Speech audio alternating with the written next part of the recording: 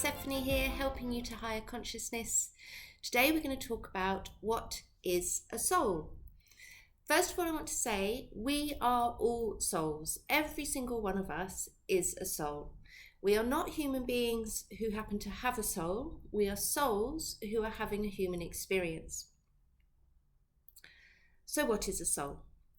A soul is an immortal, non-physical being which can move between all of the dimensions in our universe. And the highest dimensions in our universe are completely non-material, like us, like souls. And we experience these purely as thought. We operate in them just by thought. But if we want to spend time in the lower, denser, more material dimensions, then we need to take on a body to be able to interact with our environment, because it's a physical environment. And in soul world, we call this union of soul and body an avatar. And you probably know this word because we use it already on Earth in a similar sort of way. So the name you know yourself by in this lifetime, Jane Smith, Joe Bloggs, that is the name of an avatar, the collaboration between a soul and a body. But your soul has its own name, a different name that it has had since the beginning of time, pretty much. And as part of the spiritual awakening journey, I really recommend that you try to find out the name of your soul. And you can do this through guided meditation. You can do it through past life regression hypnosis. You can do it through self-hypnosis. There's all sorts of ways you can do it. But it really helps because it really helps you consolidate this idea of who you are and where you came from. So the domain of your soul is your conscious mind. So when you're thinking a conscious thought, something logical, rational, that is your soul thinking. And your sense of humour, your preferences, the things you like, you don't like, a lot of that comes from your soul.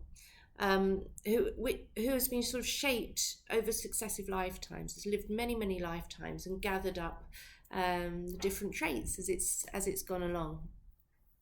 And the reason we choose as souls to incarnate on Earth, travel to the lower dimensions and take on physical form, is that we love to learn. And the Earth is a learning environment for souls. So all of us as intelligent, curious, creative beings come to Earth, and when we come to Earth we have a plan, we know why we're coming and what it is that we want to learn.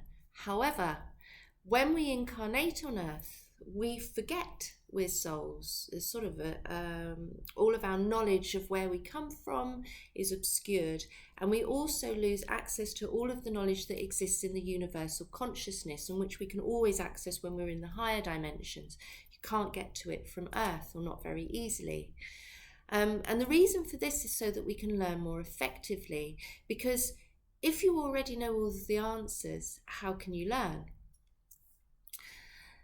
So actually we're now going into a new phase in the Earth's history where some of this is starting to change, and souls will incarnate more and more now with an awareness of who they are and where they came from. So they will know that they are souls having a human experience.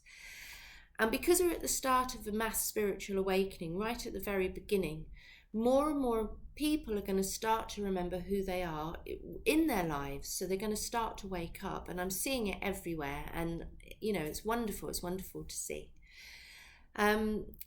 So one of the biggest and most valuable head switches you can make during that journey, that spiritual awakening journey, is to just start to think of yourself as an immortal soul, which travels from life to life, and it's chosen in this lifetime to live it in this body, in the name that you know yourself by currently.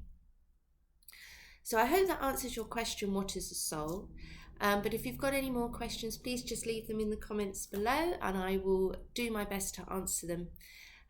But for now, bye and enjoy your journey.